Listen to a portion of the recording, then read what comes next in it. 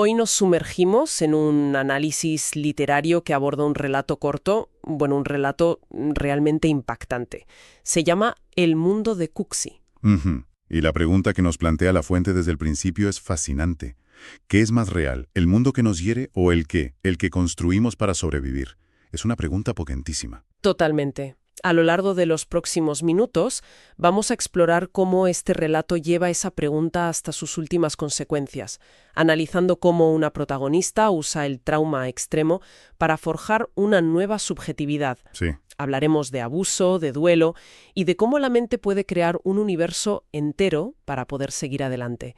Y todo esto nos lleva a un final con una especie de venganza, pero una venganza de otro mundo, literalmente. Esa pregunta es el motor de todo, ¿sí? Porque no estamos aquí solo para resumir un cuento, sino para desmontar el mecanismo de un reloj psicológico muy complejo. Claro. La protagonista, Livia, se ve sometida a una realidad tan atroz, tan insoportable, que su única salida es la creación. Construye un mundo propio, Cuxi, con sus leyes, su lógica y hasta su propio lenguaje. Ujú. El análisis que tenemos delante se enfoca precisamente en eso, en cómo, a través de la narrativa, se puede sacar vida de la muerte, cómo se puede construir un yo a partir de las cenizas. Pues empecemos por esas cenizas, por el origen de todo.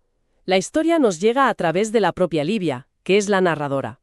Y su mundo se rompe muy pronto con la muerte de sus padres. Sí, Primero fallece la madre, y su padre, que queda destrozado por el duelo y consumido por las pesadillas, comete el error de dejarla al cuidado de sus tíos, Fulvio y Pastora. Y es ahí cuando la tragedia se transforma en una película de terror psicológico. La motivación de los tíos es de una simpleza brutal, la avaricia, pura y dura. Ven la fortuna de la familia y deciden que es suya. Empiezan a explotar todo, pero el maltrato va mucho más allá del dinero. Es un ataque sistemático a la identidad de Livia. Sobre todo por parte de la tía Pastora, a la que en el análisis se llega a describir como una torturadora perfecta. Esto es muy fuerte. Es que es tremendo. No es violencia física directa, sino algo más retorcido. Chantaje, mentiras constantes, una humillación diaria que la va borrando poco a poco, convirtiéndola en una sirvienta, en una esclava en la que antes era su casa. Exacto. Es un proceso de anulación. Y este proceso culmina de la forma más cruel posible. Uf, Aprovechan la vulnerabilidad del padre, sus pesadillas, su sonambulismo y provocan que se caiga por las escaleras. Lo asesinan. Y Livia, la niña, lo ve todo. lo ve todo. Es testigo de lo que el texto llama maldad impune. Es una imagen brutal. Ser testigo de eso y que la consecuencia física inmediata sea quedarte muda. El cuerpo simplemente dice basta. Sí, El shock es tan profundo que le roba la voz. totalmente. Su silencio no es una elección, es una fractura. Es el síntoma y a la vez la coraza que su psique encuentra. A partir de ese momento, su vida es de una precariedad absoluta. Claro. Sobrevive, nos dice el texto, porque sus tíos no encuentran una forma discreta de deshacerse de ella. Así que la mantienen bajo una supuesta caridad, que no es más que la continuación de la tortura en un nuevo escenario. Ante una realidad así, que es literalmente invivible, ¿qué hace la mente humana? ¿Se rinde o busca una salida? Busca una salida. Y la de Livia se llama Cuxi. Ante el silencio y la anulación del mundo real, ella construye un mundo de sonido y significado propio. Cuxi es su respuesta creativa al horror. Y el contraste entre los dos mundos es demoledor. Porque en la realidad física, Livia acaba internada en un manicomio. Pero para ella, en su percepción, no está ahí. No, Está en Cuxi. Y Cuxi no es un lugar de encierro, sino un refugio acogedor donde Jesús sonríe siempre y sus habitantes, los cuxianos, se quieren y se entienden sin condiciones. y lo fascinante es que Cuxi no es un simple delirio caótico. Tiene una estructura y una lógica interna muy coherente. Por ejemplo, la percepción del tiempo. Sí, en nuestro mundo el tiempo es una línea recta que avanza. En Cuxi el tiempo es ondulante. Eso. Me ha llamado mucho la atención. El análisis profundiza en lo que significa tener un tiempo ondulante. Es como si los recuerdos del trauma pudieran resurgir en cualquier momento, rompiendo la idea de un pasado que se queda atrás. Exactamente esa es la clave. Un tiempo lineal te permite decir, esto pasó y ya está en el pasado. Pero para alguien que ha vivido un trauma así, el pasado nunca se queda atrás. Está siempre presente, listo para irrumpir. Claro, no hay un antes y un después claros. Justo. Un tiempo ondulante significa que el recuerdo del asesinato de su padre puede tener la misma viveza y presencia que el desayuno de esta mañana.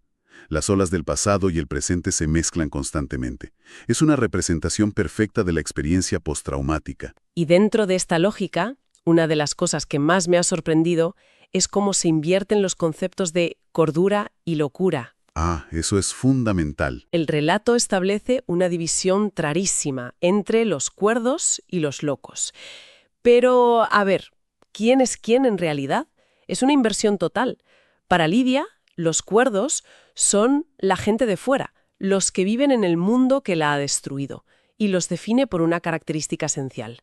Mienten para poder vivir. O sea que la cordura es falsedad. Exacto.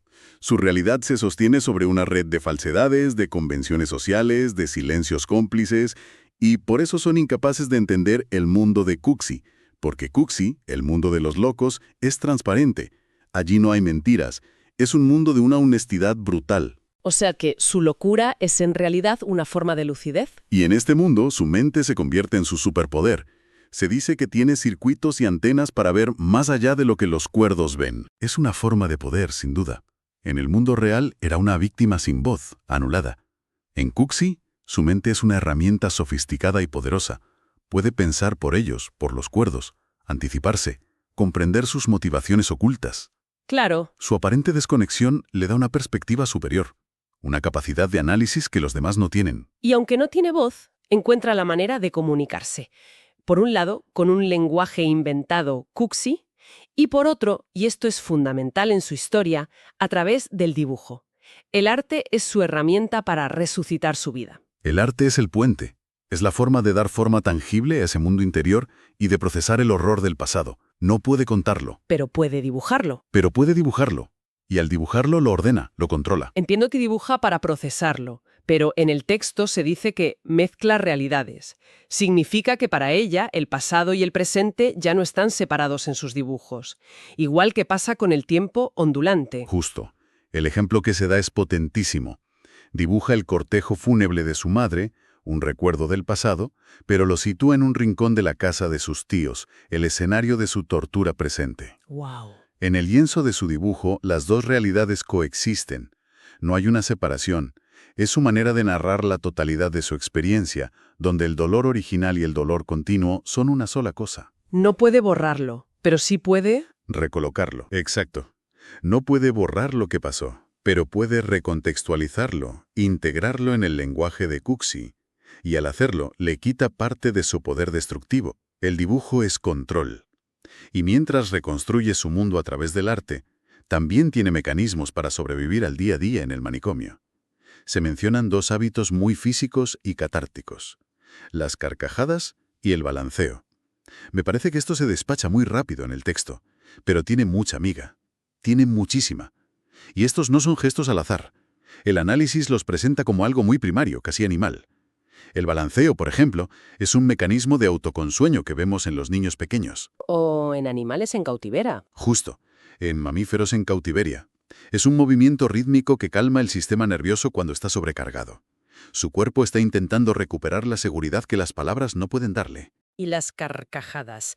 Y las carcajadas son lo mismo. Una liberación de tensión pura, una explosión de energía que no tiene otra vía de escape. Son el sonido que reemplaza el grito que no puede emitir. Claro, el cuerpo hablando cuando la voz calla. Y toda esta construcción, todo este universo que ha ido tejiendo con tanto detalle nos prepara para el clímax. Un clímax que se describe como una irrupción de lo insólito y sobre todo como un acto de justicia poética. Aquí es donde la membrana que separa Cuxi del mundo de los cuerdos se rompe de forma violenta y definitiva. Y lo hace a través de un elemento que a primera vista parece casi infantil: la televisión. Livia encuentra en la tele a un justiciero inesperado, un transformer. Para cualquiera sería un simple dibujo animado, pero para ella se convierte en un campeón, en un protector, en un salvador. En un salvador, sí. Dice el texto que llega a amar entrañablemente. Es la encarnación de la justicia que ella nunca tuvo. y la fantasía se vuelve tangible.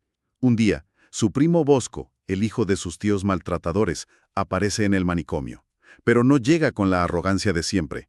Llega absolutamente aterrorizado. Descompuesto por el pánico. Y le cuenta a Livia el motivo.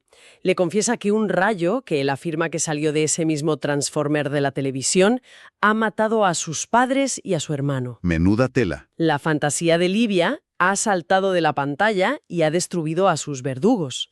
Este es el punto de inflexión. Lo que para ella era un refugio psicológico se ha convertido en un arma real y efectiva en el mundo exterior. El universo que creó para protegerse ahora es capaz de proyectar su voluntad de justicia hacia afuera. La escena final es tremenda. Livia muda como siempre. No necesita decir nada, simplemente le señala la televisión a Bosco.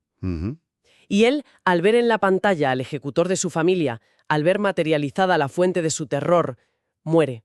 Muere allí mismo, de puro miedo. Es la culminación de la justicia poética. No es justicia legal, porque el sistema le falló por completo, la dejó desamparada. Es poética porque la sentencia la dicta el mismo universo que ella creó para protegerse. Su propia mente. El arma es su propia psique, su convicción.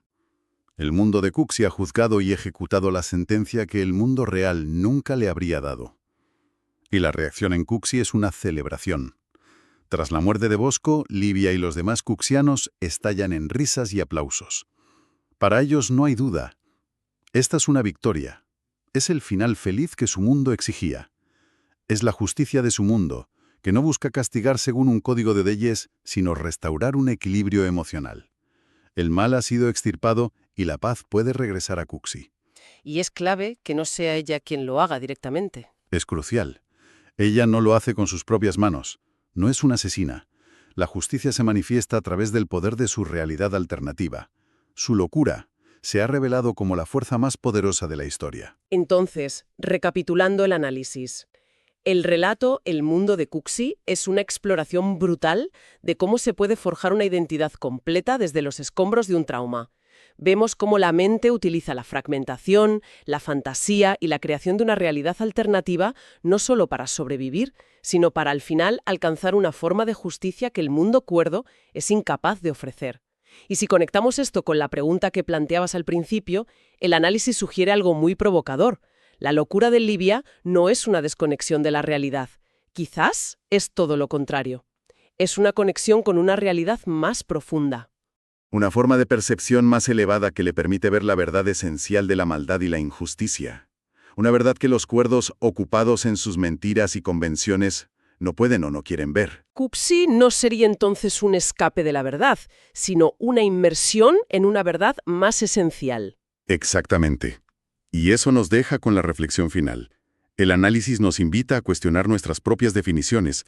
Nos pregunta, ¿podría ser que, en circunstancias extremas, lo que la sociedad etiqueta como locura no sea una ruptura con la realidad? Sino otra cosa. Sino la construcción de una realidad alternativa, que en su búsqueda de sentido y justicia resulta ser más poderosa y en última instancia más verdadera que la que nos impone.